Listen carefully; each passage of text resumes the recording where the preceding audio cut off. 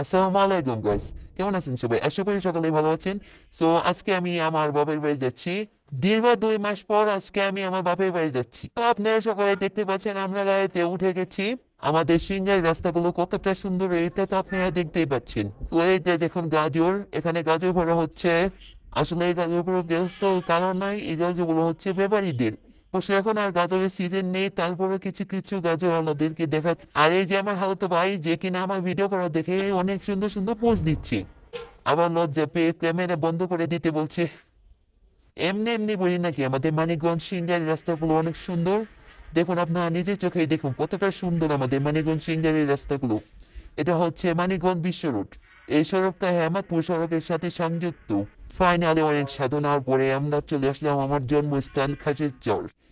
আসলে মাতৃভূমি মানেই হচ্ছে এক প্রকারের প্রশান্তি, যা বলে বোঝানো যায় না। আমাদের খাসিচর গ্রামের প্রকৃতি যতই দেখি ততই এই গ্রামের প্রকৃতির প্রেমে পড়ে যাই। কখনো এই প্রকৃতির প্রতি বিরক্ত হই না, কারণ ওই যে এটা আমার মাতৃভূমি। আমার মাতৃভূমিকে দেখলে এমন যতটা প্রশান্তি হয়, সেটা অন্য কোনো জায়গায় গেলে হয় না। এই মিনি ব্লগের মাধ্যমে আমি আমার জন্মভূমিকে আপনাদের সামনে পেশ করলাম।